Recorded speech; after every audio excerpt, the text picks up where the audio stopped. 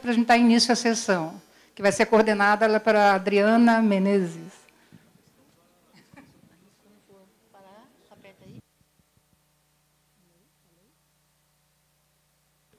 Alô?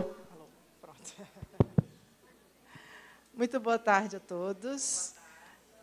Vamos dar início, então, à nossa programação.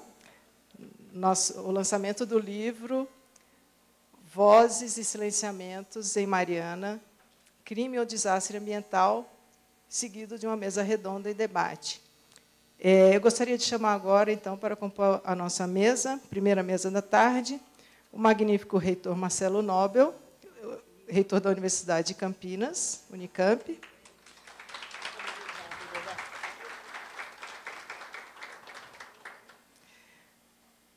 A professora doutora, vice-reitora da Unicamp, professora Tereza Atvars.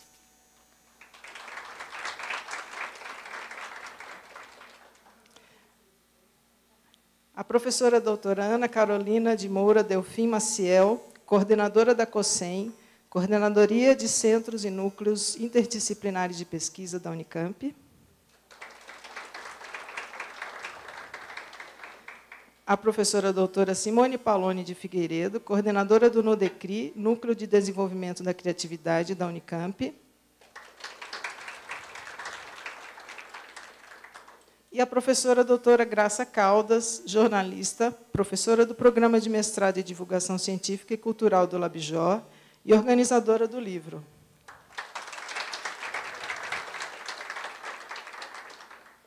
Começamos com um pequeno atraso, então eu passo a palavra agora à mesa.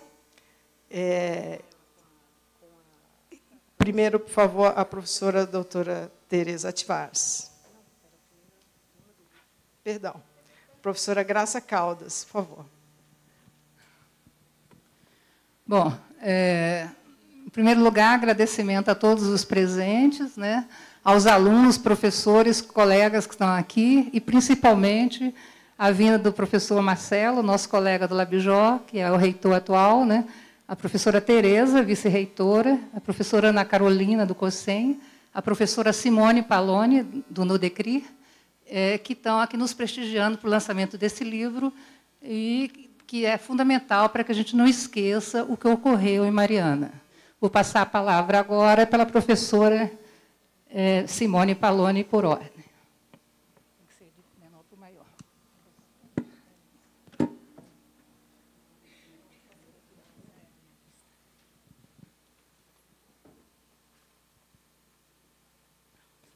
Bom, boa tarde a todos.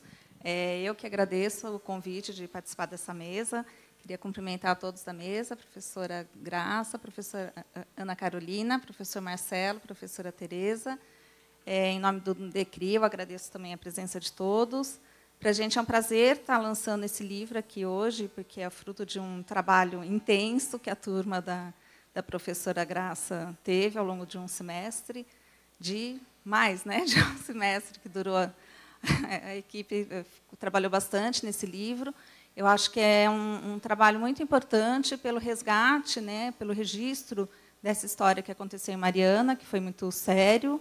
E, como eu coloquei no prefácio do livro, eu acho que, além de um registro, eu acho que é um material de pesquisa muito interessante, tanto para a área de quem estuda estudos sociais, de ciência e tecnologia, para quem estuda geologia, para quem estuda a área de comunicação, porque tem muitos documentos, né, muita história, né, de como foi. Então, acho que é um registro muito importante. Queria parabenizar a toda a equipe que fez e agradecer o trabalho da Graça.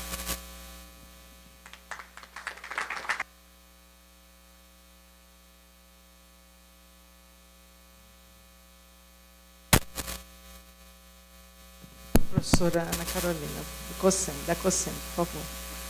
Boa tarde a todos e a todas. Boa tarde, Graça, organizadora do livro, a quem eu aproveito para parabenizar. Boa tarde, Simone Paloni. Boa tarde, Marcelo Nobel, professora Tereza Atvars. Eu agradeço o convite para compor essa mesa.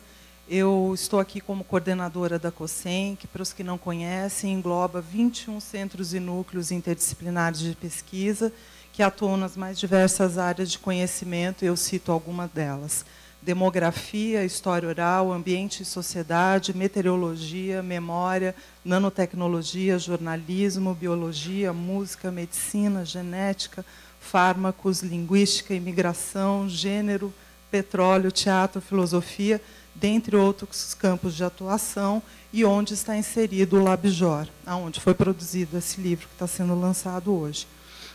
Gostaria de convidá-los a acompanhar as nossas atividades, tanto no site da COSEM, COSEM com N, COSEM Unicamp, e no Facebook. Eu digo COSEM com N porque uma vez eu vi a moça anotando, ela colocou com M. Então, como é um público, né, diverso, eu faço questão de frisar.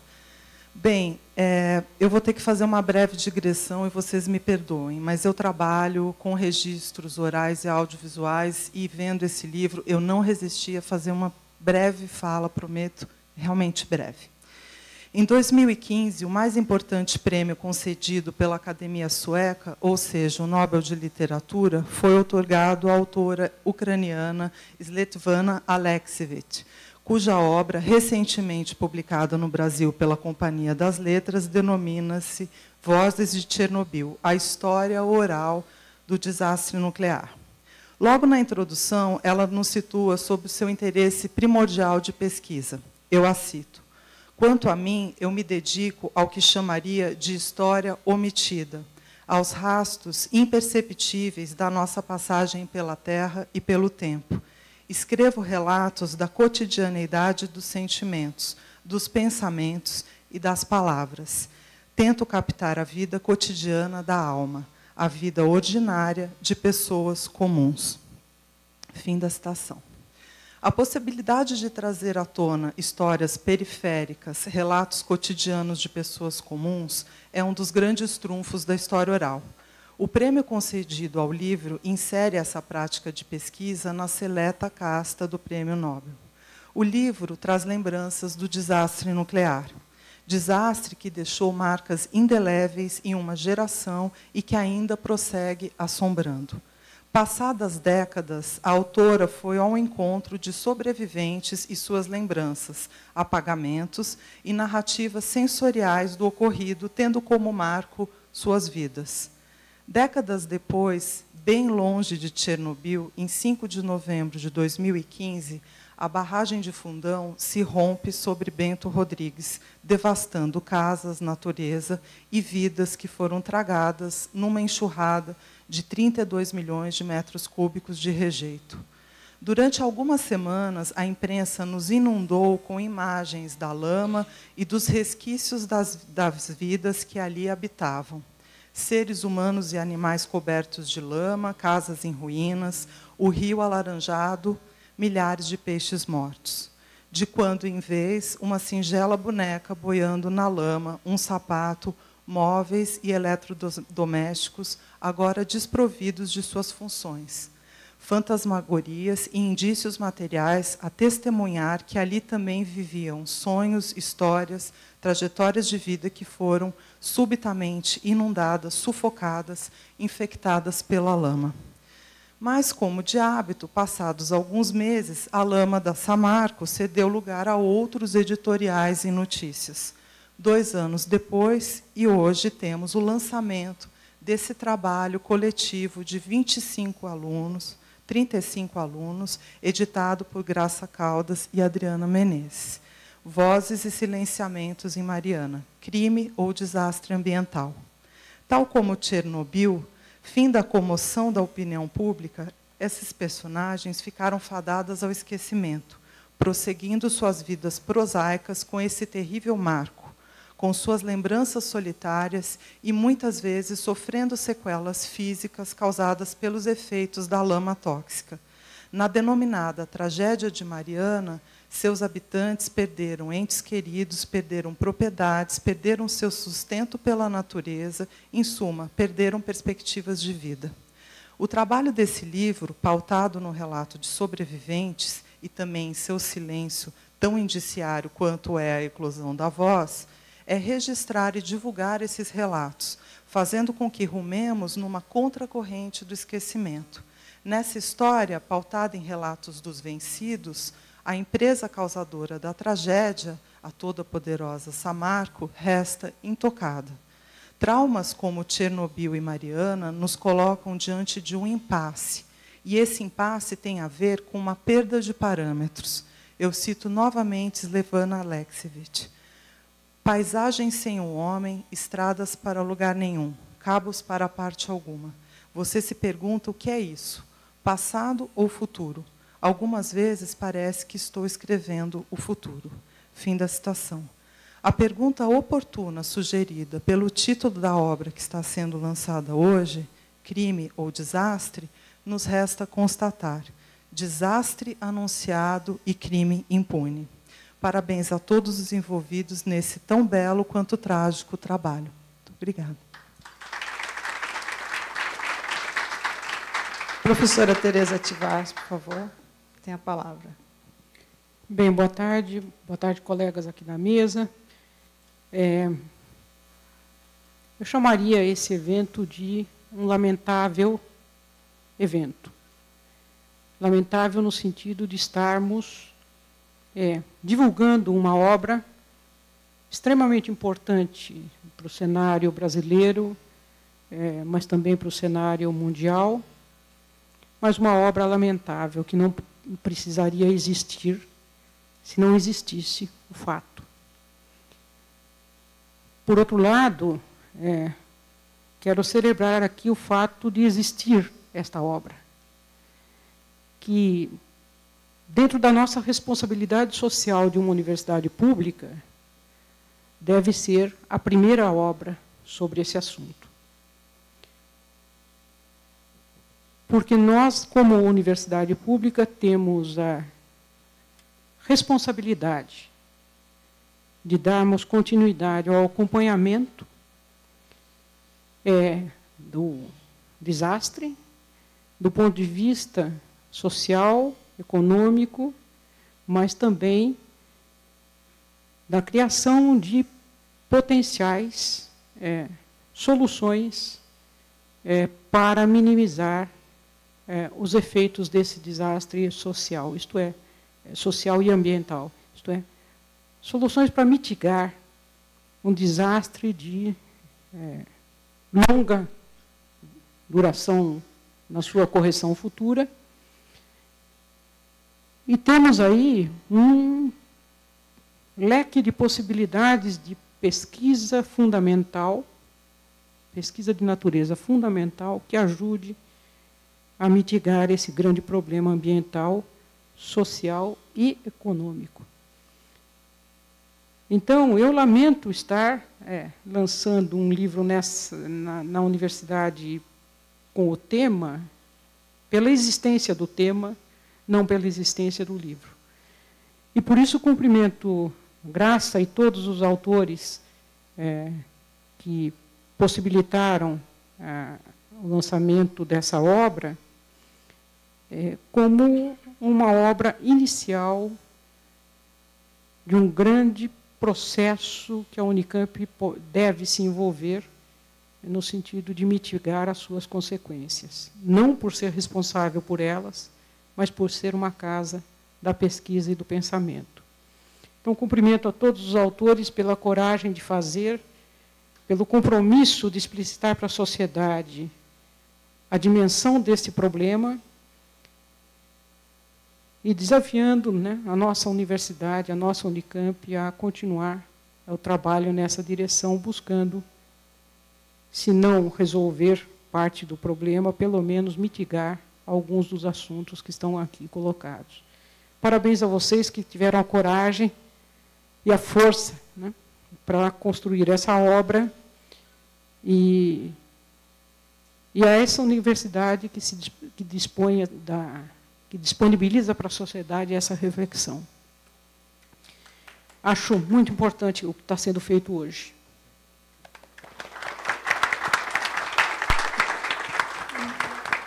Magnífico reitor Marcelo Nobre, tem a palavra.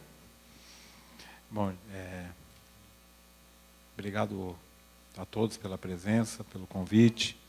Também queria aproveitar a oportunidade para cumprimentar todos os membros da mesa, todos os amigos aqui que estão aqui presentes, principalmente a Graça, que me mandou um e-mail outro dia, já estava viajando, eu falei, olha, está difícil de encaixar aqui, mas vou tentar. Então, fizemos agora a abertura do Congresso de Iniciação Científica, fiz uma abertura voando lá para vir aqui correndo, porque considero a obra muito importante. Também parabéns à Adriana, com quem eu tive prazer de trabalhar por alguns meses, né, árduos meses, e que acabou virando uma verdadeira amiga, e como tantos outros aqui que eu estou vendo na plateia. E também devo confessar aqui em público, né, uma certa dose de inveja saudável, porque dando aula no jornalismo científico, muitas vezes eu tentei fazer algo parecido, né, mas não é fácil, né, não é fácil juntar. Uma coisa é ter a ideia, ter a vontade, todo mundo fazer, mas depois falta alguma coisa, sempre falta a motivação, a força. E tive agora o primeiro contato com o livro e ficou espetacular, ficou lindo, né? Então, parabéns pela... Não li ainda, só folhei, mas a edição realmente ficou linda mesmo. Então, de parabéns todos. Não é fácil fazer um trabalho desses. Eu vi que a Graça colocou aqui na introdução, né, o desafio de fazer uma obra coletiva. Porque tem vários desafios, pela falta de homogeneidade, pela falta, às vezes, de comprometimento de um, de outro, que acaba dando, né, deixando buracos na obra. Mas isso aqui está, pelo menos o primeiro olhar, aqui está me parecendo um trabalho de muito fôlego, muito bom mesmo. Queria agradecer a todos pela participação, pelo comprometimento e pela possibilidade de realmente terem feito essa obra que é tão importante. A gente aqui tem a necessidade como foi dito já pela Ana Carolina, cada vez mais parece que o mundo está precisando disso, de mais gente para recordar coisas. A gente está esquecendo das coisas cada vez mais rápido. E é algo que é preocupante, pela velocidade, talvez, com que os eventos ocorrem, pela facilidade que outros acabam tendo, né, nas mídias sociais. Eu não sei explicar direito o fenômeno que está acontecendo, mas parece incrível, né, em vários níveis, né? Quando a gente vê na perspectiva mundial, eu fico bastante impressionado, por exemplo, que aconteceu recentemente na Alemanha, né, com o retorno de partidos de ultradireita, né, com o que está acontecendo nos Estados Unidos, o que está acontecendo com a questão dos vários imigrantes, né, dos refugiados na Europa. E aqui no Brasil, naturalmente, esse exemplo, essa completa loucura que estamos vivendo do ponto de vista ético e moral, em todos os níveis, mas também do ponto de vista social, ambiental,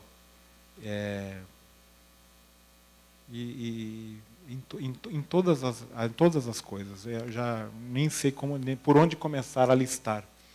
E esse caso aqui de Mariana é algo que realmente chama a atenção, em particular porque está dito, anunciado e reanunciado mais de uma vez que não será o único, se a gente não tomar cuidado.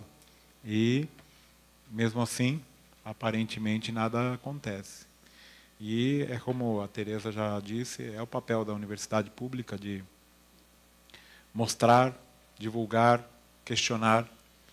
E então eu realmente, com muita alegria, pude vir, estar, participar e agradecer pessoalmente, em nome da Unicamp, agora como reitor, como colega, pesquisador do LabJOR, pelo esforço, dedicação e pelo trabalho tão bonito que vocês fizeram. Parabéns.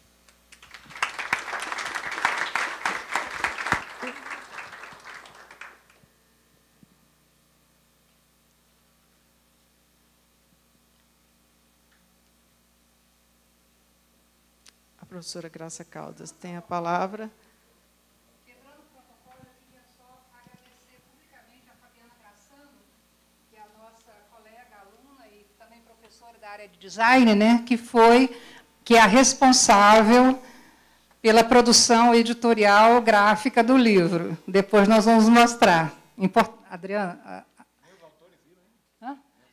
receberam PDF, só eles. E também a Adriana Menezes pela edição comigo, além de todos os colegas e alunos. Nós queremos agradecer a presença que muitos prestigiam nosso evento do magnífico reitor Marcelo Nobel, da professora Teresa Tivaz, da professora Ana Carolina Maciel, da professora Simone Paloni. E nós desfazemos agora essa mesa. Agradecemos, mais uma vez, a presença de todos vocês.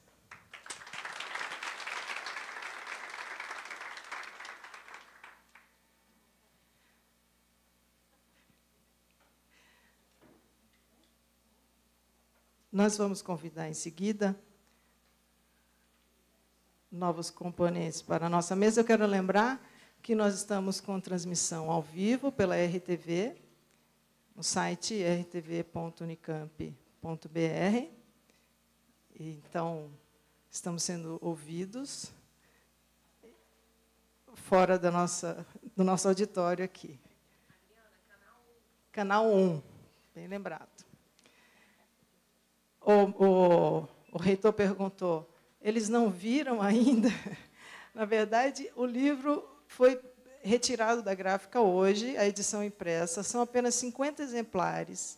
Nós, por demanda, de acordo com solicitação, imprimiremos novos exemplares, mas vamos disponibilizar o livro, que é um e-book originalmente, vamos disponibilizar no site do Labjor, nos próximos dias, a partir do dia 30 de outubro. Vamos compor a nova mesa.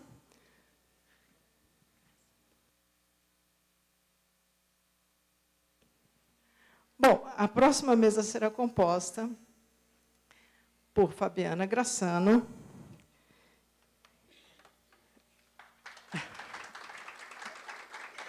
que é nossa designer gráfica, responsável pela editoração e todo o designer gráfico do livro, por Graça Caldas, professora doutora, organizadora, jornalista, organizadora do livro, e por mim, Adriana Menezes. E a Adriana Menezes, editora do livro, junto com a gente.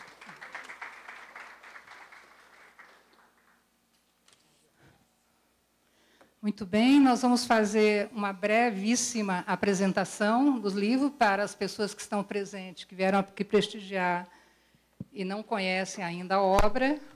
Segura aqui, Drica, por favor. Não, o contrário.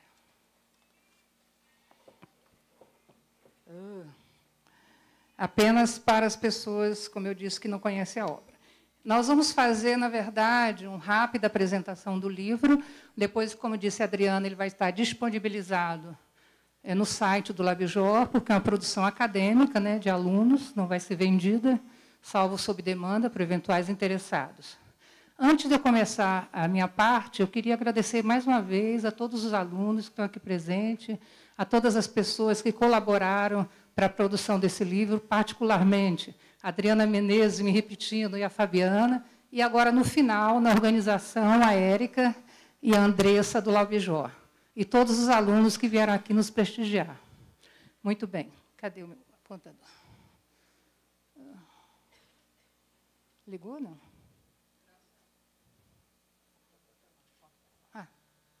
Que às vezes está ligado.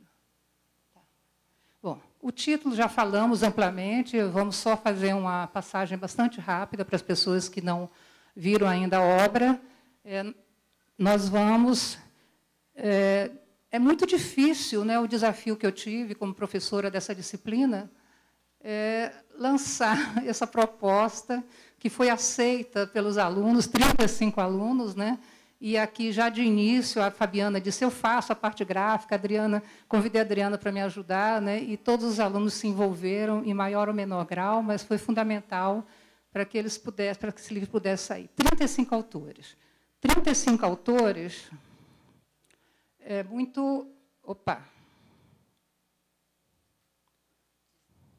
Hã? Por favor.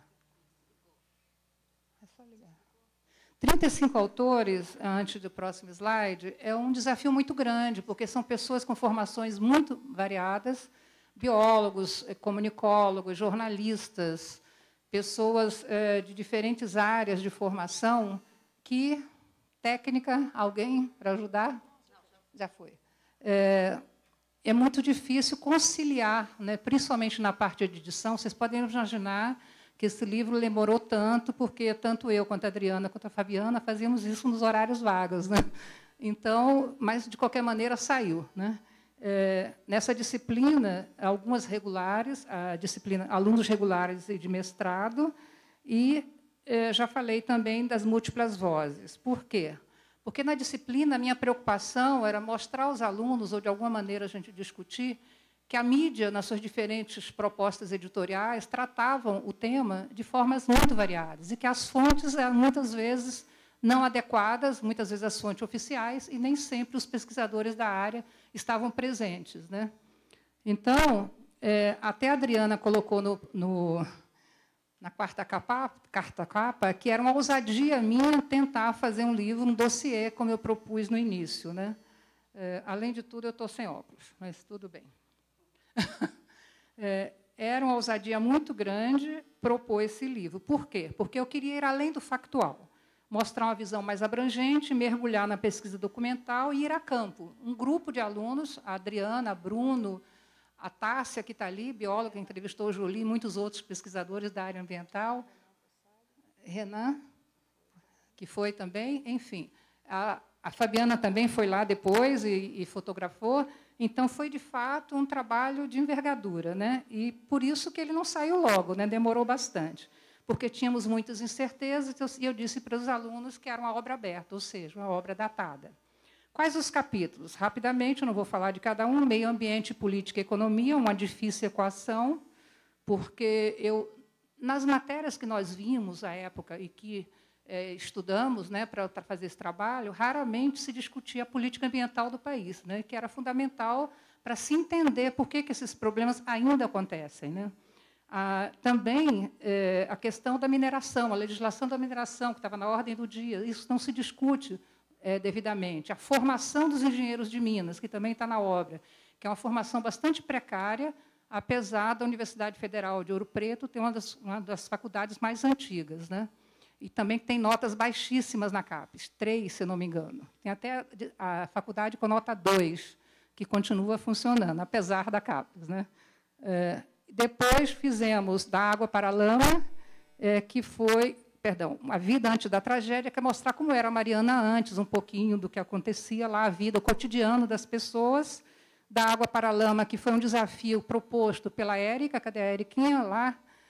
Sobre 26 horas, as 26 horas do evento, né? Viagem ao Epicentro, que foi exatamente a viagem que a Adriana fez e o grupo, né? O desastre ambiental, que a Tássia e outros colegas fizeram, né? Vozes e visibilidade, para entender como que a mídia tratava esse tema, né? E Memória e Esquecimento, que a professora Olga von Simpson, que a gente espera que esteja aqui daqui a pouco, que ia falar sobre a questão da memória, né? Da memória que não existe mais. Rapidamente, só algumas imagens, essa é a capa, do primeiro capítulo, né? Uma coisa importante que eu não falei antes, nós precisamos registrar um agradecimento muito grande a duas pessoas. Uma, a presidência da Associação dos Fotógrafos de Minas, a ARFOC, que foi quem cedeu muitas das fotos que foram aqui registradas, né? Porque é um trabalho acadêmico, e também a Camila Brunelli, que nos ajudou muito nisso e, infelizmente, não pôde estar presente por motivo de saúde. Então, essa é a capa do livro, tem o roteiro e conteúdo, eu vou passar, depois vocês podem ver lá, né? Aqui, só para mostrar que muita gente não entende direito o processo, vários livros. Por acaso, eu sou casada com um ecólogo, né? Então, eu também conheço que está aqui presente, o Thomas, então, eu também ouço isso cotidianamente, e aí mostrar um pouco das pedras, das diferentes abordagens. Depois, algumas fotos registrando, vou passar mais rápido, aqui é a relação dos cursos de engenharia de Minas, né? Aqui é o capítulo 2, que é a vida antes da tragédia, né? Vocês podem ver que a Fabiana caprichou bastante, né? O município de Mariana, a responsabilidade da Samarco, a Samarco e o poder público, porque até hoje, né, nós mostramos em diferentes momentos algumas imagens, né, mostrando como era e como ficou. Estou passando rápido porque as duas colegas têm que falar e eu gosto de falar muito. Aqui a lama, né?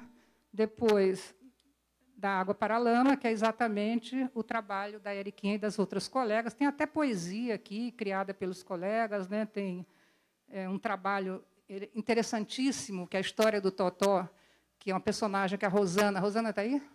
Rosana criou para contar a história do desastre, né, a partir de estudos machadianos, segundo ela. Temos também literatos no nosso grupo.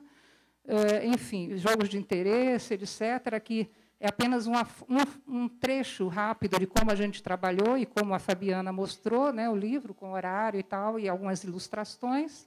Oi? A Fabi. É muita informação, né? E aqui é um personagem, né, que foi levado pela lama também.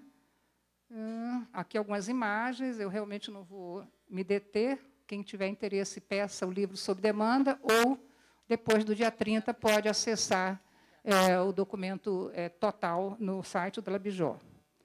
Eu acho importante dizer que alguns relatos, os jornalistas e colegas que foram a Mariana entrevistaram alguns jornalistas que cobriram, né?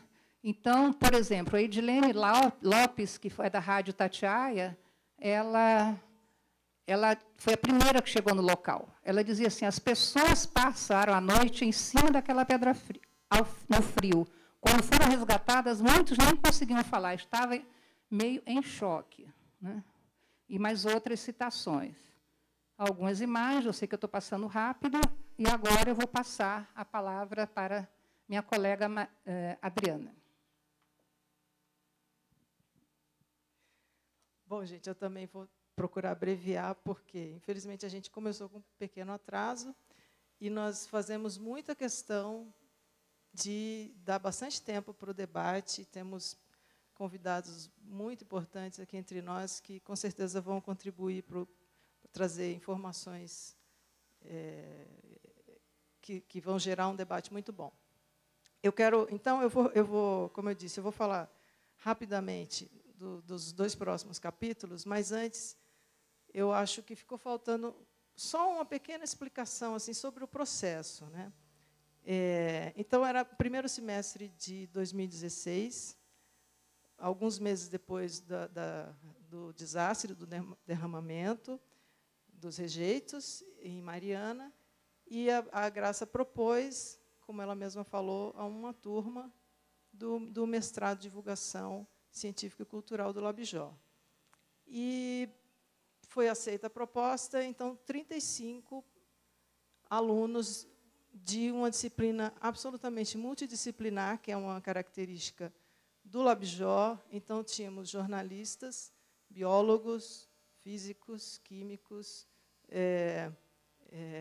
gente da área de letras e áreas diversas, história, e também de idades diferentes, de experiências diferentes. Então, o resultado foi muito rico na diversidade. E a coordenação da Graça foi, não preciso falar muito isso, foi fundamental a gente ver no resultado, porque ela nos deixou muito livres, né? Apesar de toda a coordenação, a definição da pauta, a organização em grupos, cada grupo com sua pauta e cada grupo se organizando para desenvolver suas pautas, ela deu muita liberdade. Por isso que resultou em um material diverso, com poesia, inclusive, como ela falou, e, como disse o reitor, aí vem a grande dificuldade, né, de reunir uma produção tão diversificada numa obra só, né? E foi realmente um trabalho de grande fôlego, porque, acabando a disciplina, no meio de 2016, aqueles que se voluntariaram a dar continuidade ao projeto, quer dizer, todos já tinham produzido seus textos. Depois a Graça trabalhou cada material voltado para um livro, um formato mais voltado para um e-book, dividido em capítulos, e, a partir daí, então, passou essa fase de produção do material em formato de livro, né? E veio, como ela falou, um trabalho voluntário, um trabalho que a gente fez dentro do tempo permitido, porque cada um tinha suas atividades.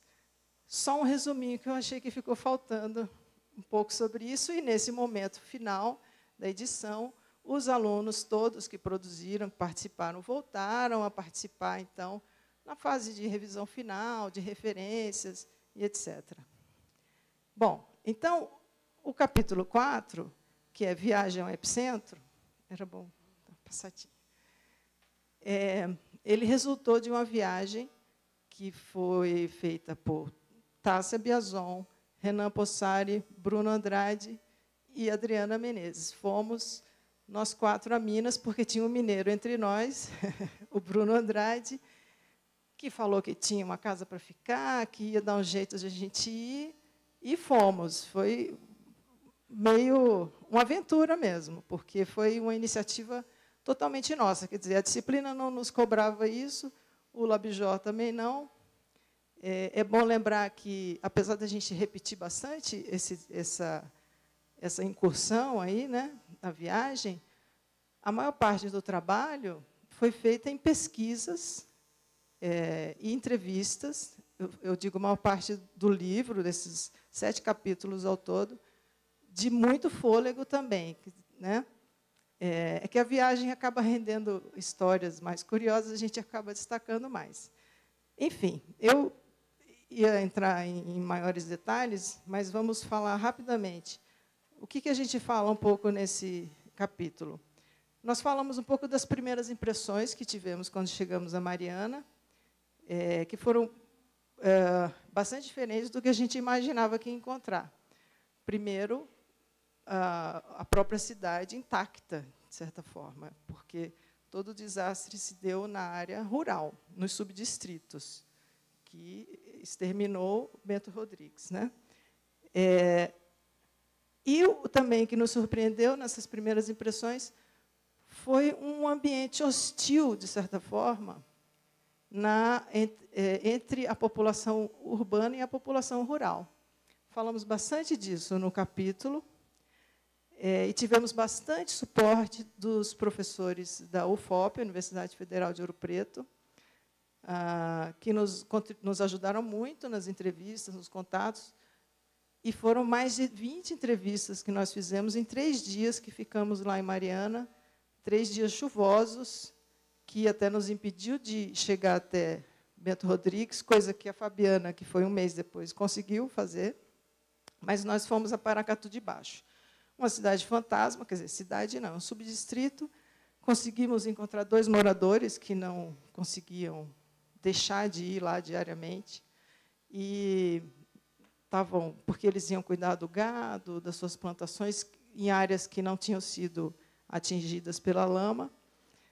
E também nos surpreendemos porque 6 meses depois do derramamento, aquela cidade fantasma, porque ela foi desocupada 100%, não tinha habitante, ela estava como se, assim, num estado como se tivesse acontecido uma semana antes do derramamento, porque estava a marca da lama. 6 meses depois ainda víamos a marca, até que altura a lama tinha atingido. Isso é assustador, porque você vê que virou realmente um mar de lama lá, a julgar pela altura, né, em que a lama alcançou.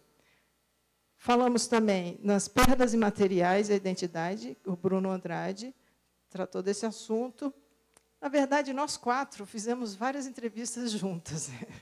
Meio que o que todo mundo ouvia junto, escrevia junto, porque também a gente produziu uma matéria para o Jornal da Unicamp no mês de julho, ou seja, o mês seguinte. Fizemos praticamente juntos, mas mais ou menos dividimos assim os textos, apesar de, repito, termos feito muito coletivamente esse material. Então, falamos dessas perdas imateriais e a identidade, como isso abalou a identidade da comunidade. Sobre Sirene, Um Minuto para se Lembrar. A Sirene é um jornal no que nós, em mais de um capítulo, ele aparece no livro, que foi uma iniciativa muito importante da Arquidiocese e de um grupo de moradores que criou um coletivo chamado Um Minuto de Sirene. Então, ao mesmo tempo que nós vimos esse ambiente hostil entre a comunidade urbana e a comunidade rural, nós vimos também a iniciativa solidária de uma outra parte da sociedade que criou esse coletivo, onde eles, dentro de uma série de outras atividades, criaram um jornal, A Sirene, também com muita participação da UFOP, onde quem escreve, quem fala, é o atingido, quer dizer, é a população dos subdistritos que foi desabrigada, que perdeu memória, que sofreu, de fato, as consequências diretas do derramamento. E perderam, inclusive, alguns deles, entes queridos, né? Quer dizer, familiares, etc. E que perderam suas casas e não moravam mais naquele lugar. Bom, falamos, então, também, o Renan escreveu sobre um jornal com a voz dos atingidos, que é a Sirene, como eu falei, o Recomeço, que Bruno Andrade tratou dessa questão, a dependência econômica, e o Desastre, que é o texto final desse capítulo da Tássia. Também publicamos nesse capítulo o manifesto, e temos também um áudio, um vídeo e um áudio nesse capítulo, que foi uma entrevista que fizemos com o prefeito. Bom, vou falar rapidamente do capítulo 5, Desastre Ambiental, que também teve a participação da Tássia Biazon, que é a bióloga da equipe, e ela insistia muito no ponto de vista ambiental, e isso fez bastante diferença. Ela, por exemplo, destaca que foram 32 milhões de metros cúbicos de rejeitos lançados ao meio ambiente, de uma só vez. Passou pelo Córrego de Santarém, o Rio Gualacho do Norte, o Rio do Carmo, o Rio Doce. Foi um percurso gigantesco. Aí a lama foi até a foz do Rio Doce, em Linhares, no Espírito Santo, chegou ao Oceano Atlântico, passou por 40 municípios. Nós também mencionamos no livro, até lamento que não tenhamos mais espaço para a questão dos índios Krenak, que foram, ficaram abaladíssimos, né? Isso comprometeu completamente a vida deles. Agora, recentemente, em julho, eu vi uma matéria que eles não podem usar água, não podem nadar, não podem pescar e nem beber a água do rio, da qual eles dependiam, e eles recebem, a empresa Samarco, então, ela fornece água para o Governador Valadares, por exemplo, caminhões-pipa, e para essa região onde os índios Krenak vivem, e é uma ironia meio sarcástica, mas eles recebem uma água mineral que se chama Krenak, que é o nome da tribo indígena. Enfim, também tratamos dessa questão, então, dos índios muito rapidamente. O desastre continua. André Saldai fala sobre ela. Responsabilidade social, vestígios da lama e quem vai pagar por isso. Bom, eu encerro aqui e passo a palavra para Fabiana Grassano. Continuando aí o conteúdo do nosso livro, né, como ele foi estruturado, no capítulo 6, um capítulo chamado Vozes e Visibilidade, onde nós tratamos como a mídia nacional e internacional fez a cobertura da tragédia, né? Qual o discurso, qual o seu papel nesse caso, se ela realmente informou, né? Como que foi a blindagem inicial da imprensa sobre a Samarco, né?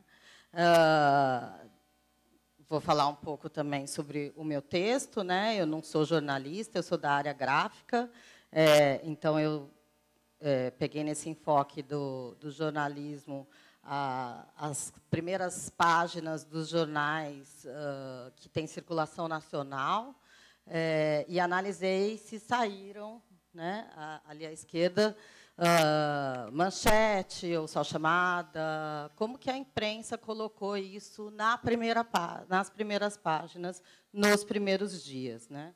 Então, eu fiz esse acompanhamento do dia 6 até o dia 14, quando houve também a tragédia lá em Paris. E aí, então, praticamente, já foi bem fraco, né? Teve só 2 manchetes nesse período, do dia 6 ao dia 14 de novembro. E daí, quando veio a tragédia de Paris, no dia seguinte, o dia 14, só tinha uma chamadinha no estado de São Paulo. Então, é o que eu falo aí no meu texto. Temos também os textos que falam sobre a falta de profundidade quando são tratados os assuntos sobre os efeitos ambientais. O olhar estrangeiro, como que essa imprensa internacional abordou, né, inclusive a pauta da economia. Como sites de jornalismo ambiental também fizeram essa abordagem.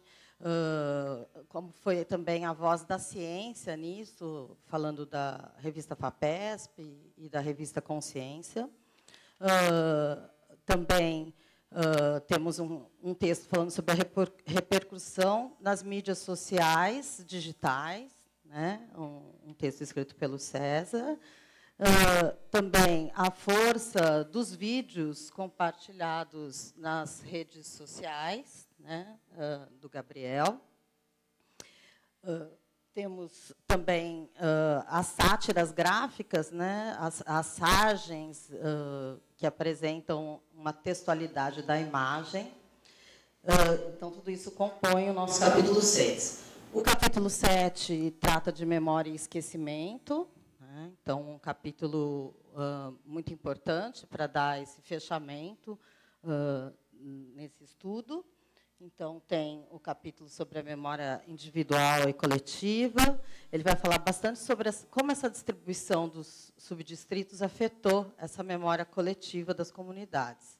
As perdas dessas memórias individuais, traz diversos relatos das vítimas, o estresse pós-traumático, com casos de suicídio, como que a população lidou com isso, o silêncio, né, sobre essas sequelas. Então, o livro todo também trata disso, né, do silêncio, né, que é bem o que a gente falou do capítulo 6 também. E o próprio direito ao esquecimento para manter uma sanidade mental. Essas questões também foram abordadas pela socióloga Olga von Simpson. Aqui tem um destaque para algumas frases dela, né? Vou falar só uma aí. No distrito de Bento Rodrigues, ficaram poucas marcas possíveis para buscar uma reconstrução de memória coletiva. Para finalizar, a gente pôs um álbum de viagens, né, como a expedição dos 4, né, expedições, né, como disse o Matheus hoje. Então, essa foi a equipe que ainda estava vendo a disciplina e foi prontamente se aventurar. Se aventuraram na lama, como vocês podem ver, né? Também procurando ver tudo o que estava acontecendo lá. E nós fizemos um capítulo à parte, juntando todas as referências e créditos de imagens utilizadas, porque nós utilizamos muitas, né, todos nós utilizamos muitas imagens da internet mesmo, para poder ilustrar tudo isso que a gente está falando aí, nesses 35 textos.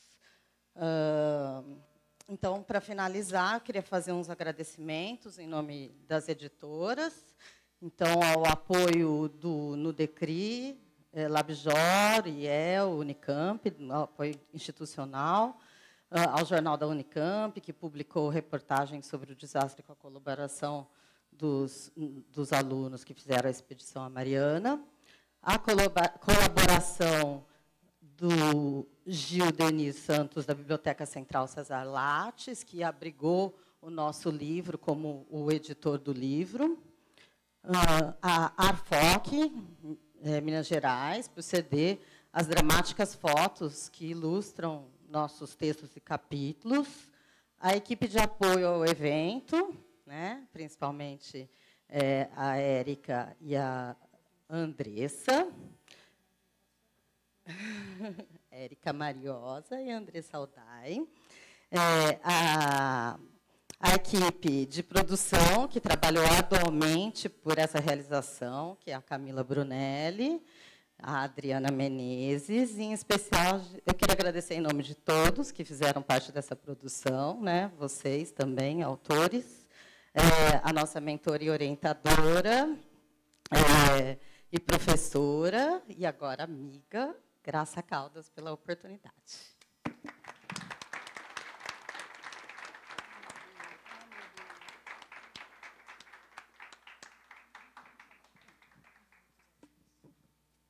Essas flores de todos os alunos, autores do livro, para a nossa mentora e organizadora, como disse a Fabiana Grassano. Gente, obrigada.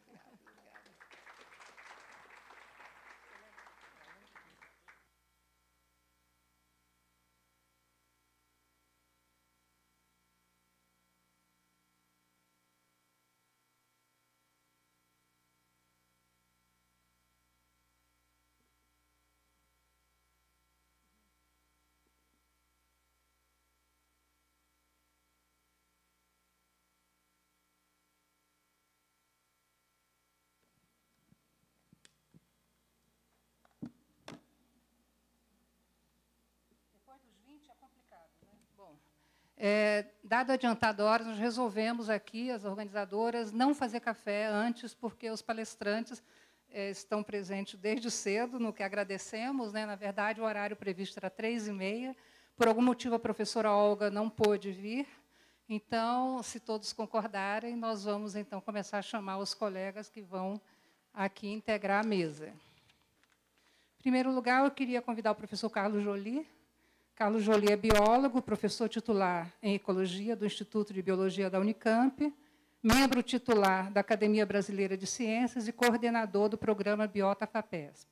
E também coordenador da Plataforma Brasileira de Biodiversidade e Serviços Ecossistemas.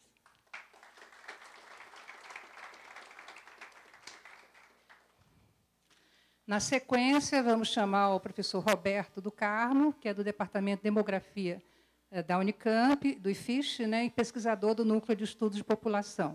Também coordenador da área de Planejamento Urbano e Regional e Demografia da CAPES. E tem como linha de pesquisa a área de População e Ambiente, Redistribuição Espacial da População, Condições de Vida e Gestão de Recursos Naturais, especialmente a água. A professora Olga não... A professora Olga não está presente, então vou passar agora a chamar o nosso colega jornalista, Matheus de Freitas, né, do Estado de Minas, que cobriu a tragédia desde o início e nos presenteou aqui com essa possibilidade de participar do debate. Quer sentar aqui? Deu aí? Todo mundo apertadinho?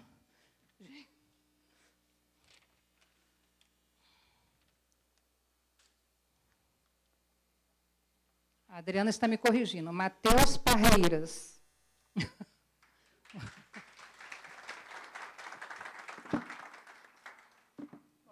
Eu acho que, inicialmente, eu gostaria de dar a palavra para o professor Carlos Joly. Está muito apertado aí, não, Carlos? Gente. Água nova, por favor. Pessoal da água, da técnica. Apoio. Tem? Ok. Não, para vocês. Todo mundo está com água limpa aí? Ok.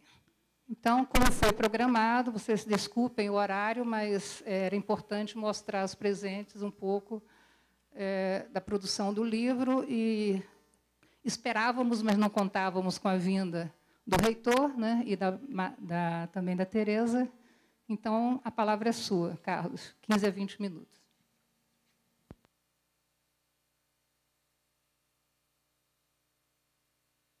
Participando dessa mesa. Na verdade, a minha participação nessa discussão começou com a entrevista da Tássia, que queria ouvir dos biólogos, afinal de contas, o que significava o desastre lá de Mariana. E uma das críticas que a gente tinha é que, justamente, a gente percebia, na leitura dos textos da mídia, de uma forma geral, que não tínhamos pesquisadores, não tínhamos pessoas especializadas que estivessem falando sobre o lado biológico do impacto. Uma alteração do tamanho que nós tivemos em Mariana é um fato quase que inédito no mundo, nessa extensão, com esse volume de sedimento jogado simultaneamente no rio, num curto período de tempo, que transformou de uma forma abrupta tanto o meio aquático, e esta transformação do meio aquático é uma transformação que passa por diversas fases. Nós passamos pela fase inicial, onde você tinha aquela grande quantidade de lama, que certamente continha material de várias origens, alguns deles potencialmente tóxicos para alguns dos organismos. Depois, essa chegada desse sedimento ao mar, a deposição desse sedimento ao mar, no mar, uma vez que, quando você sai de uma água ácida, um rio, os nossos rios quase todos têm água ácida, se encontram com o mar, que tem um pH mais neutro, normalmente o sedimento, a argila, o sedimento menor, precipita e se deposita no fundo.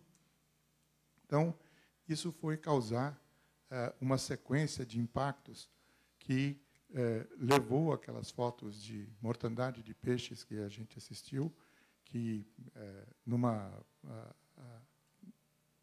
expressão muito grande da alteração que estava acontecendo, mas que, depois de passado esse impacto, no momento que você começa a ver que a água está se limpando, ou que ela já não está mais tomada pela lama, ou se a gente olha a água do Rio Doce hoje, que aparentemente o problema está solucionado, ele não está. Ele é um problema que vai se perpetuar por muito tempo, porque você vai ter, naturalmente, uma ressuspensão desse sedimento que está colocado no rio.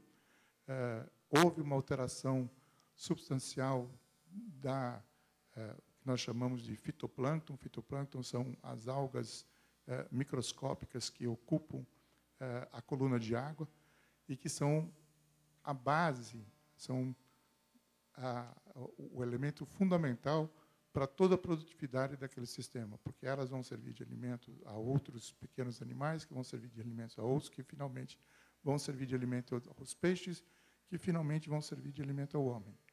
Essa cadeia, ela foi transformada, ou ela foi alterada de uma forma tão significativa que ela levará décadas para se reestruturar e voltar a funcionar como antes do acontecimento. Quer dizer, nós vamos ter um processo muito longo que precisaria de um monitoramento muito maior do que os 22 pontos de monitoramento que nós temos hoje ao longo da bacia. E o monitoramento que está sendo feito é um monitoramento químico da água. Você não está fazendo um monitoramento do como está se restabelecendo essa diversidade de microalgas e de micro-organismos que a gente chama geralmente de plâncton, tanto o zooplâncton como o fitoplâncton. Então, apesar da região do Rio Doce ser uma área que tinha sido intensamente estudada no passado, nós tivemos um grupo do professor Tundizi, que trabalha, é certamente a maior expressão, é o maior especialista na área de limnologia na América Latina, trabalhou extensamente lá na região do Rio Doce, que a gente tem muita condição de saber qual era a situação anterior à alteração que se sofreu. A gente não está tendo um acompanhamento adequado do que está acontecendo em termos da restauração. Da mesma forma, saindo para um terreno que é um terreno que eu conheço um pouco melhor, nós temos as margens do rio. Eu trabalhei minha tese de doutorado e continuei trabalhando com as adaptações, as estratégias que as plantas têm para ocupar essas beiras de rio. Uma beira de rio ela é naturalmente sujeita a períodos de inundação. E se você inunda uma área, você remove o oxigênio e a raiz do sistema radicular não tem oxigênio para a sua respiração. Então, as plantas têm que ter uma série de mecanismos que permitam elas sobreviver isso. Isso vai desde adaptações metabólicas até adaptações como a difusão de oxigênio, que é uma coisa que a gente vê mais acentuadamente nas plantas de mangue. A gente conhece que tem aquelas raízes aéreas, pneumatóforos, ali a gente consegue ver com mais facilidade. Mas esse tipo de adaptação também está presente em outras espécies que ocorrem ao longo das margens do rio.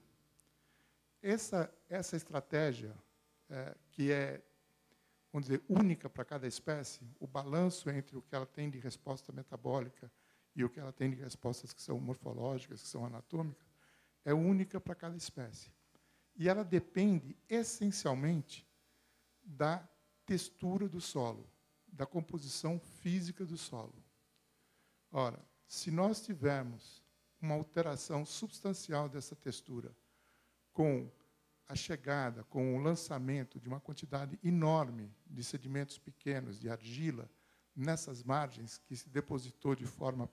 Se tratava de uma pauta para tentar, vamos dizer, engajar ou angariar opiniões científicas que pudessem ser usadas para modificar a legislação, dar uma aliviada na legislação de mineração, de licenças de mineração no Brasil. E por que eu falo isso? Porque nós estamos, eu acho que, no momento meio anestesiados com essas mudanças de legislação. Então, a gente viu recentemente, nessas últimas semanas, agora, essa semana, a legislação trabalhista, especialmente no campo, né, sendo derrubado, redefinição do regime de escravidão, toda a legislação ambiental em relação à liberação de atividades rurais, né, a bancada ruralista está puxando modificações muito fortemente, e a bancada de mineração também. Isso praticamente não está dando jornal. Mas aquilo que eu participei como inocente, inútil, porque pelo menos não me tornei útil, há 2 anos atrás, eles estão agora também colocando na mesa, e a presidência está assinando um afrouxamento das exigências para você obter licenciamento de atividade de mineração, está em curso. Eu não vi isso sendo noticiado, mas está acontecendo também. É que é tanta notícia que a gente não se dá conta. Por fim, desculpem assim me estender, mas eu acho que os alertas que a gente ouviu precisam ser realmente enfatizados, reforçados. Minha pergunta, Matheus, é sobre o seguinte: você estava falando, né, da história. Minas realmente a grande área de a maior concentração, né, de barragens de mineração do Brasil. E uma coisa que eu estava em Viçosa semana passada, num congresso, e aí me lembraram um negócio que eu tinha esquecido totalmente. A gente estava falando de desastre Mariana, e disse, não estou falando de Mariana, estou falando de Rio Pomba. Pois é, houve um desastre no Rio Pomba, ninguém falou nisso, ninguém fala nisso, eu queria te perguntar a respeito, né, porque, quer dizer, foi das escritas na parede de que problemas acontecem. Você não quer comentar isso, contar um pouco? Maior prazer, professor Thomas. Então, é verdade isso que não só Rio Pomba, como vamos pôr aí, 10 anos antes, né, desse desastre da Samarco, perto ali de Belo Horizonte, a MBR, ela tinha uma grande barragem que fica em Nova Lima, que é a cidade da região metropolitana, muito próxima a Belo Horizonte mesmo, são até conurbadas em alguns pontos, e a barragem deles se rompeu, devastou uma área enorme, toda ela é uma área de proteção ambiental, uma APA, e soterrou praticamente um outro distrito pequenininho que tinha lá. Agora, na semana passada, a CSN ela teve uma barragem interditada por conta de irregularidades, inconsistências, justamente nos laudos que comprovam ali a segurança dela, paralisou uma das gigantes lá em Congonhas, né? Então, você vê que é uma sucessão. O Rio Pomba era uma fábrica de papel. Isso, ela soltou... Dizem... eu não cobri na época, porque foi antes de eu começar, mas eu lembro por ter lido e por ter pesquisado, né?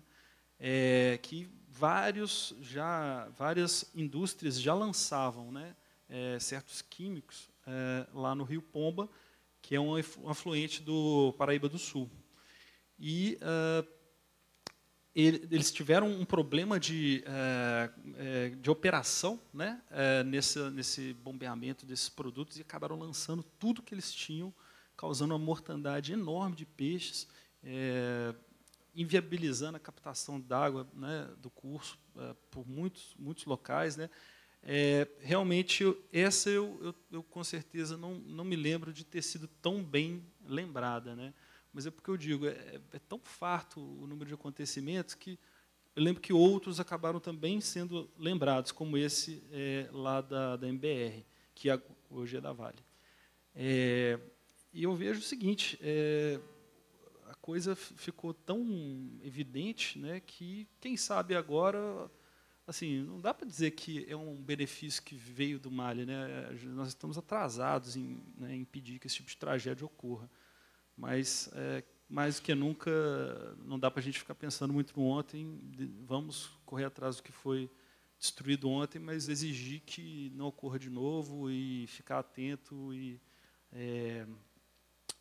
policiar. Eu não acho que houve premeditadamente uma exclusão desse fato, até porque a empresa ela quebrou, ela nem existe mais. Eu acho que foi mais talvez pela distância do tempo e por terem ocorrido outros desastres também subsequentemente, que talvez não tenham dado tanta atenção a Rio Pomba. Inclusive, lá perto de Belo Horizonte, também em Nova Lima, tem uma outra mineração que chama mineração Mundo. Essa mineração ela tem uma barragem enorme e ela minerava ouro. A gente sabe que a química que é envolvida na extração de ouro, ela conta com metais pesados e extremamente tóxicos, né? Por exemplo, arsênio, né? Entre outros. E ela está completamente desativada e abandonada, não tem ninguém policiando ali aqueles rejeitos, e eles estão justamente acima do Rio das Velhas, que é o rio que abastece 60% de Belo Horizonte. Isso aí foi, ano passado, foi denunciado pela gente numa expedição que a gente fez.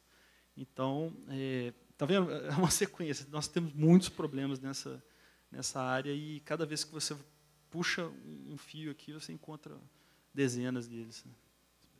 Obrigada. Matheus, a colega ali atrás. Boa tarde, meu nome é Marcela Moreira. Na verdade, eu queria, em primeiro lugar, falar com o Matheus, na sua avaliação, o quanto que foi importante as ações nas redes sociais e no YouTube para furar o bloqueio da blindagem em relação a Samarco e a Vale, né? Porque ninguém sabe o que é a Samarco, mas todo mundo sabe que é a Vale, principalmente depois da privatização. Inclusive, houve uma organização de um plebiscito popular para reverter a privatização, e nessa ação, inclusive, a Vale fez uma ação de que você escolhe, lidando com o nosso plebiscito popular que a gente estava organizando, falando que agora você decidiu e agora o nome é Vale, não mais Vale do Rio Doce. Então, eu queria que você falasse um pouco o quanto que essas ações elas acabaram furando o bloqueio e exigindo, né, que os meios de comunicação tradicionais citassem, ao menos, a responsabilização da Samarco e da Vale. E para o professor Roberto, eu queria que você falasse um pouco, porque assim, nós que somos ambientalistas temos uma dificuldade no discurso, porque o discurso do progresso, e como se nós fôssemos impeditivos e contrários ao progresso, ele é extremamente difundido, inclusive pelos meios de comunicação. Então, é muito difícil fazer essa luta, aliás, uma luta inglória, né, porque parece que defender meio ambiente ou relacioná-lo às questões sociais seria contra o desenvolvimento, que parece uma coisa óbvia, que a gente quer crescer, quer desenvolver. Inclusive, nós estamos no momento de falar crescer para quê, crescer para quem, crescer para onde, vai atender quais interesses. E uma outra coisa, que você comentasse um pouco, a questão dos financiamentos, porque, em grande medida, parlamentares e executivos que votam favorável a legislações, eles recebem financiamento dessas empresas, e meios de comunicação que também são financiados por essas empresas. Então, tem uma ação articulada de parlamentares, executivo e meios de comunicação. E, para finalizar, acho que a tua opinião a respeito do descenso do ânimo popular, né? Porque depois do golpe, parece que a gente está num momento em que as pessoas, assim, elas estão aceitando, né? A retirada de direitos é impressionante, como não há manifestação, assim, as pessoas deviam estar na rua depois que liberou o trabalho escravo, assim. Então, eu queria que você falasse um pouco disso, porque parece que, assim, as pessoas estão desanimando de participar da política, a política parece que não é mais alternativa, a gente se ausenta de participar e o máximo que acontece, a gente vai para a rua para tentar conter aquilo que aqueles que foram aprovados, porque a gente se ausentou, a gente não fez nada mesmo, conter a aprovação de retirada de direitos. Então, eu queria que você falasse um pouco isso, porque, assim, esses caras estão sendo eleitos, né? Eles não chegaram de Marte, eles foram eleitos. Inclusive, parece que não estão muito preocupados com a reeleição no ano que vem, já que votou tanta retirada de direitos antes e, principalmente, agora, depois do golpe. Aqui, peraí, só um pouco. Como é que é o seu nome? É Marcela. Antes das próximas perguntas, vamos abrir mais uma ou duas perguntas, porque já são 5h10, a gente já tem um café e depois temos que entregar o auditório. Tá? Marcela, eu vou te ser sincero, eu queria, se você puder pegar o microfone de novo, é só porque eu queria que você me ajudasse aqui a entender melhor. Qual que foi a blindagem exatamente que você detectou dessa cobertura quanto à Vale? Porque desde o primeiro dia a gente já desmembrou falando, a gente assim, eu digo eu, né, porque eu trabalhei, o que eu vi, já desmembrou que essa marca pertencia, era uma joint venture da Vale com a BHP e demo no jargão eu só queria, Capivara. assim, por exemplo, na Folha de São Paulo não foi falado, né? No Estadão não foi falado. Assim, eu não estou falando do seu trabalho, muito pelo contrário, não, eu estou elogiando e dizendo que talvez muito, assim, você tenha ajudado, assim como as redes sociais, a furar esse bloqueio. Porque, inclusive, esses meios de comunicação tradicionais, eles precisam ter alguma legitimidade. Chega um momento que eles têm que falar. Não, sim. Eu queria só entender onde que você a detectou. Folha de São Paulo não falou, o Estadão não falou, a Globo não falou. Falou depois, tipo, Samarco. Não, a nossa ordem... Queria parabenizá-lo, inclusive, claro, pelo trabalho. A nossa ordem lá na redação era cobre da Samarco, cobre da Vale, cobre da BHP. Foram jogar lama lá na sede da Vale do Rio Doce, a gente foi lá e fez uma foto da lama descendo lá no símbolo deles. Assim. Tem uma foto aqui no livro que é muito bonita, que foi feita do helicóptero, que é o mar, assim, muito bonita, assim, trágica, né? Mas assim, a foto ficou plasticamente, né, bem feita. Inclusive foi um colega que fez. Que é lá aquele verde do mar, né, com aquele marrom descendo, assim, parecia o V. Muita gente nas redes sociais colocou essa marca. Não, opa, é a Vale, que ficou igualzinho, né, o símbolo da Vale. Hoje não tem mais essa mesmo, não. Você falou tudo. Quem não falar vai ficar pichado aí como quem não fala a verdade, porque a rede social vai falar, e vai falar tudo, vai falar até mais, vai falar até o que não é, às vezes, sabe? Mas está tudo ali. Então, assim, a mídia tradicional ela tem esse desafio, né, de, se alguém quer esconder alguma coisa, bom, é um risco de perder a credibilidade que ainda tem, né? No nosso caso lá, eu não vi nada disso, não, porque realmente a nossa ordem era isso: cobre da Vale, cobre da Samarco, cobre da BHP. Certo? Obrigado.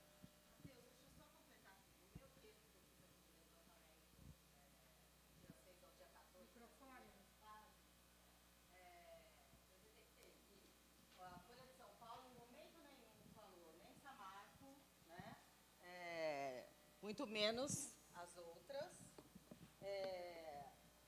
O Estado falou, foi o único que falou nas chamadas de capa, usou o nome da Samarco. E o Globo, ele usou sempre mineradora. Então, só para complementar aí, desses três que eu olhei, as chamadas e manchetes da primeira capa. Não, realmente eu não sabia desse lado, não, porque, como eu te falei, eu fiquei 2 meses lá, meio que internado, e eu ficava muito, era no mato, sabe? Eu gosto de ficar no mato. Aí eu fico lá caçando barro, caçando essas coisas, não deu para ficar comparando o que estava saindo nos outros, não. Eu só queria que você acrescentasse, Matheus, eu sou o Fernando também, sou da turma do livro. Como que foi a pressão, se é que existiu, para cima de você, que você relatasse um pouco a pressão da assessoria, porque a gente sabe que a Vale tem uma comunicação corporativa pesadíssima, com gente muito boa, gente que já trabalhou em grandes redações e tal. Você sentiu, você, seus superiores no jornal, algum tipo dessa pressão, assim, alguma coisa? Para disso, cobre menos isso, alguma coisa assim? Olha, eu te falar que não. Quando aconteceu isso, eles contrataram um batalhão de gente. Né? As assessorias, de repente, desincharam. Aliás, todo mundo que era os melhores que a Vale tinha, de repente, estava todo mundo na Samarco. Assim, na hora. Mas, cara, eles estavam totalmente solícitos. Aquela coisa assim, o que você precisa? Igual eu falei, eu quis entrar lá na Cava, eu falei, não vou entrar nunca. Ele não vai deixar entrar nunca. Me deixaram entrar. A primeira estratégia era isso. Agora, se saísse alguma coisa de discordância, aí vinha o choque, né? Batalhão de choque. Não, isso está errado, isso não é bem assim. Isso está deturpado, não sei o quê. Quem que é essa sua fonte? Não sei o quê.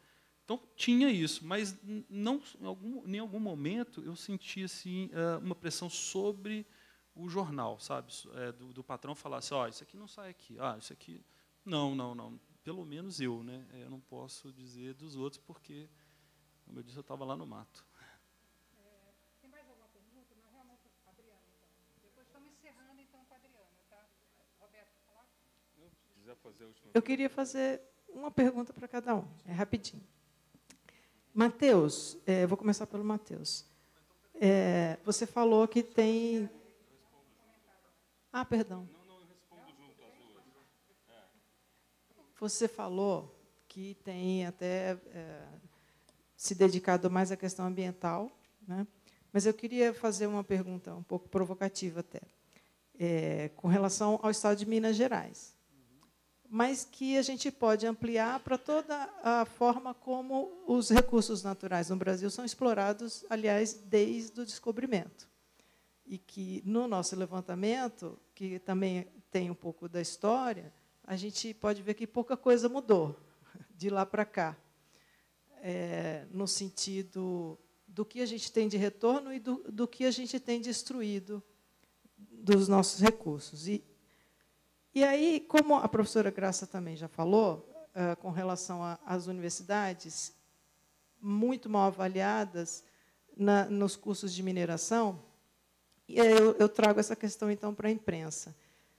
No nosso trabalho, no livro, a gente pôde perceber que um dos problemas iniciais, e que você relatou aqui, contando a sua experiência, um dos problemas iniciais da imprensa na cobertura foi um pouco da questão geográfica até, do acesso, e a gente percebeu, então, que a falta de especialistas na mídia, na imprensa, sobre mineração, também prejudicou muito essa cobertura. E se tratando do estado de Minas Gerais, que, se não me falha a memória, são mais de 700 barragens, é isso? Não sei se no estado de Minas ou em todo o Brasil, mas são centenas de barragens. A gente sabe que não foi o primeiro derramamento. E a gente não tem na mídia, nem do Estado e nem nacional, jornalistas que tenham propriedade no assunto e que pudessem ter contribuído muito mais na forma de cobrar e na forma de nos trazer informações relevantes. Eu queria saber o que você acha sobre isso, se você sente isso, e como que é no estado de Minas, uma vez que a mineração faz parte mais do que em todo o Brasil, faz parte da história do Estado, que leva o nome de Minas Gerais. Para o professor Roberto do Carmo, eu queria colocar o seguinte, o senhor coloca, inclusive, na entrevista que nos concedeu no livro, que foi um desastre socialmente construído. E que a sociedade, o senhor espera que ela seja cada vez mais informada sobre os riscos ambientais e tecnológicos a que ela está sujeita. Só que Mariana, podemos ver isso pessoalmente, e também uma infinidade de matérias na imprensa nacional colocaram, a população de Mariana tinha consciência desses riscos, muita consciência. o Matheus mencionou que até se esperava muito mais um desastre da barragem de Germano, mas havia uma consciência dos riscos, né? Então, eu queria que o senhor colocasse um pouco como que o senhor vê isso. E para o professor Joly, é uma curiosidade, mas que eu acho que, de repente, pode ser importante aqui. O senhor falou do alcance da lama em Abrolhos. Obrigada. E aí eu queria, e que isso ameaça os corais. Qual a importância dos corais para a nossa costa e dessa que a gente tem ali no arquipélago de Abrolhos? Adriana, é uma questão, eu considero uma questão assim, por que a gente tem uma cobertura sobre mineração que não consegue enxergar, né, esses problemas? Eu acho que é um pouco de uma estrutura um tanto arcaica que se montou nas redações, de que isso aqui em Minas dá para eu te falar um pouco melhor, porque eu já trabalhei em 2 jornais de lá, e dava para ver bem essa estrutura, como é que era antes, né? Você tinha assim, alguns setoristas de mineração, mas que estavam dentro da editoria de economia. Então, o que eles cobriam? Queremos mais royalty da mineração, queremos, sabe, quanto que subiu, quanto que desceu, vai lá para a coletiva com a Samarco para ela falar de desempenho, para falar sobre projetos de expansão, empregos que vão ser gerados. Então, só uma questão econômica que era gerada. O que ocorria quando saiu alguma coisa ruim, aí pegava todo mundo sem saber, né? Então, todo mundo saía correndo. O que é? Onde que fica essa barragem? Meu Deus do céu, liga lá para a FEAM, liga lá para o IBAMA. Onde que fica? Não sei o quê, me ajuda. Ninguém sabia, né? Isso mudou um pouco nos últimos anos. Eu mesmo, eu já conhecia a Germano, já não conhecia Fundão, nunca tinha ouvido falar, porque é muito difícil você conhecer todo o complexo minerário dessas mineradoras, são muitas lá em Minas, né? Então, assim, eu acho que o principal erro é que não é que era um erro, era a forma como se estruturou a cobertura de mineração, pelo menos lá em Minas, né?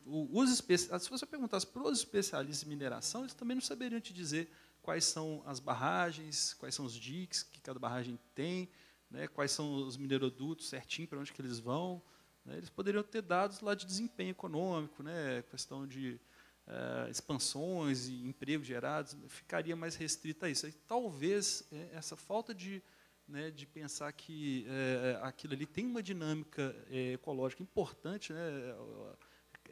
É um potencial poluidor, devastador, né? Eu acho que talvez e que há uma necessidade latente das comunidades que vivem próximo a esses empreendimentos por segurança, né? Talvez se antes estivesse sensibilizado mais,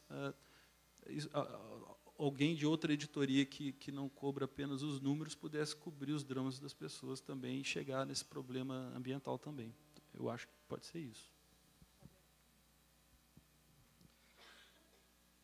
Bom, eu acho que as duas perguntas, antes de mais nada, só fazer um parêntese aqui e dizer que é um prazer reencontrar a Fabiana depois de vários anos, né, Fabiana? Continua fazendo um trabalho excelente, parabéns. Daquele tempo do NEPO ainda, não vou falar nem quanto tempo faz. Então, eu acho que as duas perguntas que foram colocadas têm uma grande proximidade, eu vou dizer por quê, né? Tanto a Marcela quanto a Adriana.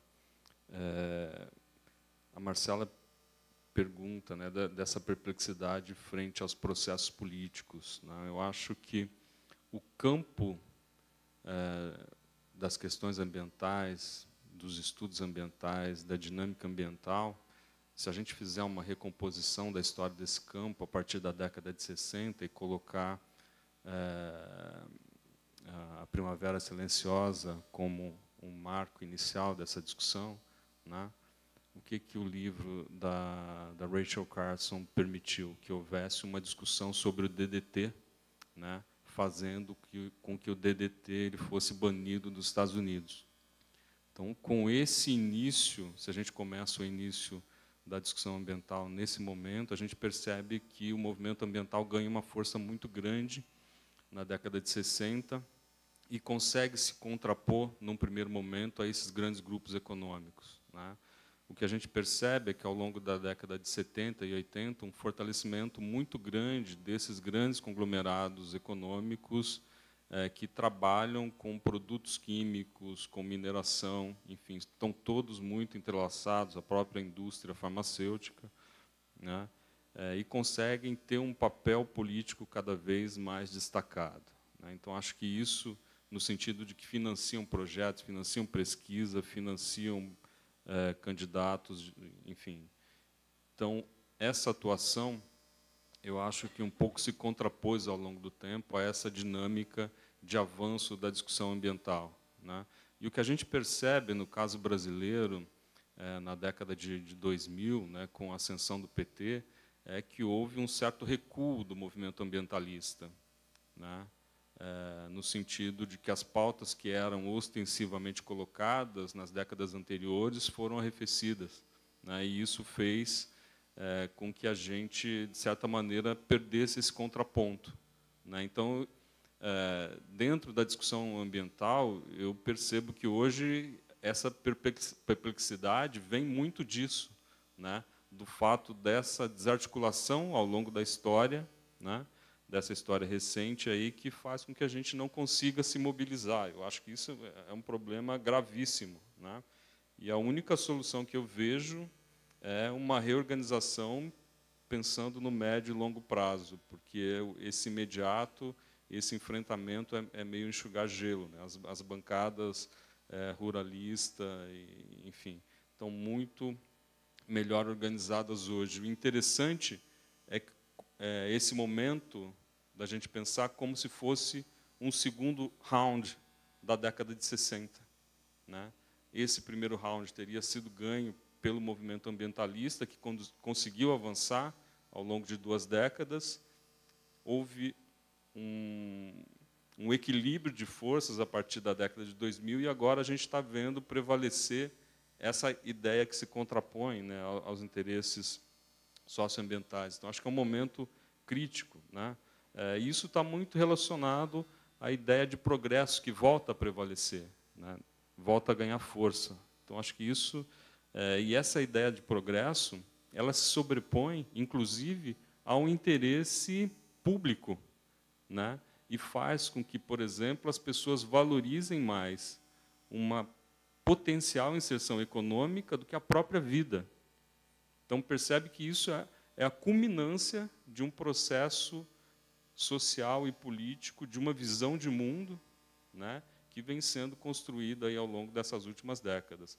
Para reverter esse processo, né, eu acho que a gente tem que começar de novo com ações desde a base de longo prazo. Agora, perceba, a escola tem sido bombardeada, a universidade tem sido bombardeada, né? Então, essa visão, essa ideologia que se diz contra a ideologia, isso é muito interessante também da gente entender esse nível do discurso, né? É uma ideologia que se diz contra a ideologia. Então, identificar e ter clareza sobre essa ideologia é fundamental para que a gente consiga, no médio e longo prazo, reorganizar as forças e reverter essa situação. É isso. Força.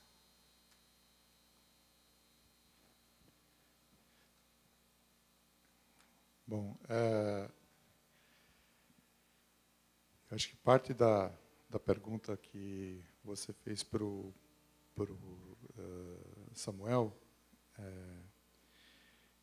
ela se reflete dentro da universidade também, né? Nós todos estamos nos nossos pequenos nichos em faculdades, em departamentos dentro das faculdades, e quando você tem um debate desse tipo, até a gente estranha a ausência de alguns desses nichos, né, que a gente imaginaria que deveriam estar participando da discussão. Então, a gente precisa quebrar realmente essa questão da disciplinaridade. Eu imagino que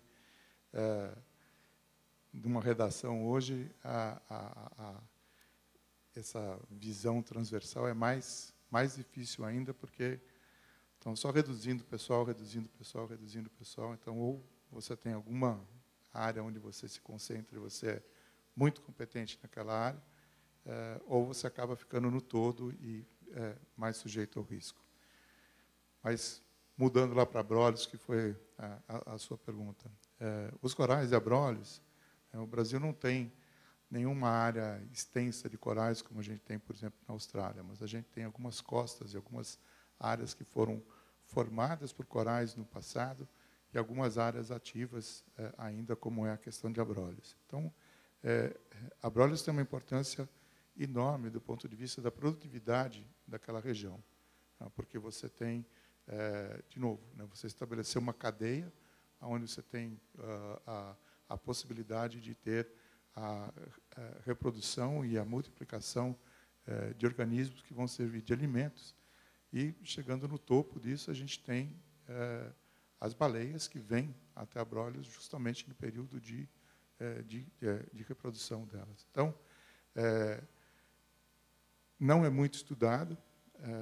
Tem um grupo especializado na Federal da Bahia que tem trabalhado a longo prazo com essa questão de que eles chamam de branqueamento dos corais, que é a questão da mudança de temperatura tem feito com que alguns corais morram, e você fica com o branco, que é o esqueleto de carbonato de cálcio. Mas a gente ainda precisa entender isso num contexto maior. Infelizmente, todas as nossas áreas marinhas, áreas de conservação marinhas, que nós estamos muito distante das metas que nos propusemos para 2020. Né? Até 2020, a gente devia ter 10% da nossa zona econômica exclusiva marinha protegida. Nós temos menos de 1% hoje protegida. Na parte terrestre, nós estamos um pouco mais próximos disso. Elas ainda são muito pequenas, elas são muito isoladas. Você tem Abrolhos, depois você tem Fernando Noronha. Assim, havia a proposta de criar uma grande área de proteção ambiental, da qual Abrolhos seria o centro, e você teria uma faixa muito mais ampla protegida. Mas os interesses econômicos impediram que isso fosse criado. Então, é uma área de interesse aberto. Além desse grupo da Federal da Bahia, a gente tem um grupo forte dentro da Conservation International Brasil, que trabalha na região de Abrolhos, e a gente está começando a ter uma ideia melhor de que isso pode se replicar em outros pontos da costa que a gente ainda não conhece. Obrigada, Jolie. Antes de encerrarmos essa mesa, eu me permitiria fazer uma pergunta também, como jornalista. Todos os colegas aqui falaram, em diferentes momentos, da legislação, que é a legislação ambiental, que ela é boa. Ela foi, na época da Constituição de 88, o deputado Fábio Feldman, eu acho que o Jolie também participou à época, criou uma legislação bastante avançada para o Brasil. O Roberto falou que nós não temos legislação, mas não temos como responsabilizar, porque as multas são praticadas, mas elas não são cobradas. Existem as contradições entre os três poderes constituídos, municipal, estadual e federal. E, por outro lado, nós temos também uma discussão recente, ainda à época da Helena Nader, na presidência da SBPC, de criação de um partido de ciência. Mas, por outro lado, já temos um Partido Verde que existe há muito tempo. É desorganização dos políticos ou dos cientistas? Provocação. Bom, começar falando pelo Partido Verde, que deixou de ser verde há algum tempo. Acho que passou por um processo de deterioração, quer dizer, pegou uma bandeira, usou uma bandeira por um tempo, mas está profundamente desgastado. Mas a desorganização e a falta de capacidade de unir forças, né, eu acho que ficou assim muito evidente na questão do fechamento do Ministério de Ciência e Tecnologia e, ao mesmo tempo, do Ministério da Cultura. Né? Da Cultura É óbvio que a gente não vai comparar o nosso poder de chegar na mídia com o poder de artistas que estão na mídia, expostos na mídia o tempo inteiro. Mas o fato de, em menos de um mês, eles terem revertido a questão da cultura e nós não termos feito nada, né, marchas que juntam meia dúzia, a gente tira até uma foto para dizer, eu estive na marcha. Mas nós, de fato, não conseguimos fazer. E o que era o Ministério de Ciência e Tecnologia, hoje, virou um apêndice do Ministério da Comunicação, com todos os problemas que isso significa em relação à verba, autonomia, decisão. Então, eu posso falar pela área de biodiversidade. Os programas de biodiversidade que eram mantidos pelo Ministério de Ciência e Tecnologia, ainda que com seus problemas de altos e baixos, eles eram mantidos. Agora, já a gente não tem mais chamada nenhuma, isso numa área que você se desestrutura rapidamente as equipes, né? Então, você retomar, você não é simplesmente, eu liga, desliga, vou retomar minha equipe. É uma coisa que leva um tempo muito maior. Mas, certamente, nós cientistas podíamos ser um pouco mais unidos enquanto classe.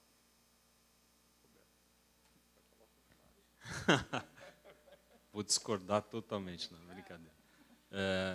Não, isso retoma a pergunta que a Marcela tinha feito. Eu acho que tem uma questão de fundo subjacente, né, que é como pensar e como realizar a luta política. Eu acho que essa talvez seja a grande questão, né? Se a gente pensa, por exemplo, em termos do Partido Verde Alemão, eu acho que é um bom parâmetro para a gente pensar. O Partido Verde tem mais de 40 anos, né? E o que é interessante do Partido Verde Alemão, né? É que é uma luta contínua, mantendo alguns princípios que são princípios caros ao Partido Verde, né? Agora, isso faz com que, durante o tempo, a votação do Partido Verde ela foi se mantendo muito pequena. Só durante a última década que começa a ter uma relevância maior, né? Que começa, na última eleição, conseguiu influenciar um pouco efetivamente na eleição. Ou seja, é um processo que já dura 40 anos, né? Se a gente pensa 40 anos atrás no Brasil, a gente ainda estava na ditadura militar, né? E o nosso Partido Verde talvez tenha amadurecido rapidamente, enfim, murchou e caiu. Mas eu acho que talvez o que a gente deva pensar seja numa recomposição a partir de princípios, mas princípios duradouros, sem cair no jogo político fácil, né, que a gente viu onde a gente foi com esse jogo político tradicional, né? Então, eu acho que esse é o grande desafio, né? Como mudar uma cultura que não é só uma cultura ideológica, mas é uma cultura também política. Eu acho que isso vai demorar bastante tempo e tem que ter uma base muito sólida para fazer isso. E, em relação à ciência, eu acho que talvez o momento que a gente esteja vivendo seja um momento de grande questionamento da ciência, né? Porque o que se esperava ao longo do tempo é que a ciência pudesse trazer respostas mais definitivas para os problemas sociais e para os problemas tecnológicos, e a gente tem visto que não, né? Então, numa sociedade onde se valoriza o resultado rápido em todos os setores, né, o que acontece? Quando você descobre que, vai demorar um pouco mais para você conseguir a cura do câncer, né? Então vamos votar um remédio, né, mais rapidamente, que talvez esse remédio, a gente acredita, né, que vai...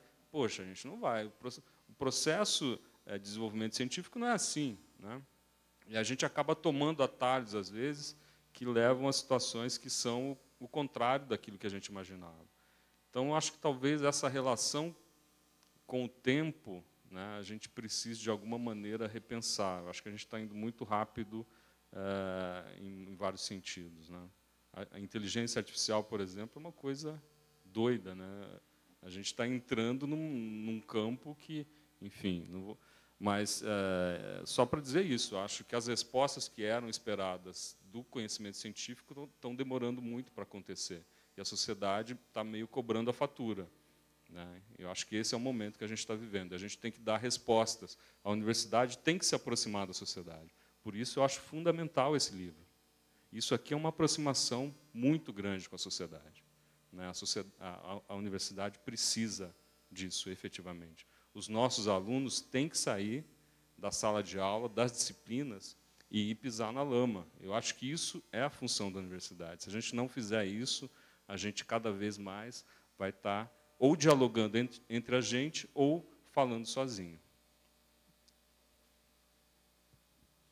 Eu também tenho mais ou menos afinidade com as ideias ali que a Marcela levantou. Eu acho que tem um discurso aí perverso, né, que diz que preservação é diferente de progresso, e aí você pega uma situação que a gente se encontra, não de hoje, né, de sempre, do Brasil, é uma dificuldade, né, pelo nosso nível de educação, né, das pessoas terem uma crítica sobre isso, né, conseguirem enxergar bem isso, né, e a pessoa, o brasileiro, aí, ele acaba, né, acreditando que, não, eu prefiro ter emprego, ter comida, ter, sei lá, televisão, ter consumo, do que ter uma floresta que eu nem sei onde que fica, sendo preservada. Uma floresta, estou dizendo como exemplo, né? A gente sabe que é muito mais amplo do que isso. E o político se aproveita disso, ele se elege realizando coisas que trazem progresso, não defendendo bandeiras que vão trazer a prosperidade para a nossa nação, para gerações adiante, que estão já sofrendo, né, com vários efeitos aí climáticos, né, que não são levados em conta também, que poucas pessoas, infelizmente, sabem, né, ou se sabem, não ligam. E, bom, eu acho que é meio isso. E aí não vira lei, porque se não chega né, em quem faz a legislação, ele vai dar prioridade àquilo que vai o perpetuar ali no poder. Então, acho que é meio essa visão, a minha. Muito bem, agora encerrando de fato essa mesa e o lançamento do livro, queria agradecer mais uma vez a presença do Matheus, do professor Roberto, do professor Joly, presenteando cada um com um dos livros, em meu nome, em nome da equipe, da coordenação, da edição e da organização. E, para aqueles que resistiram até agora, convidar todos para um cafezinho aqui ao lado. Obrigada a todos.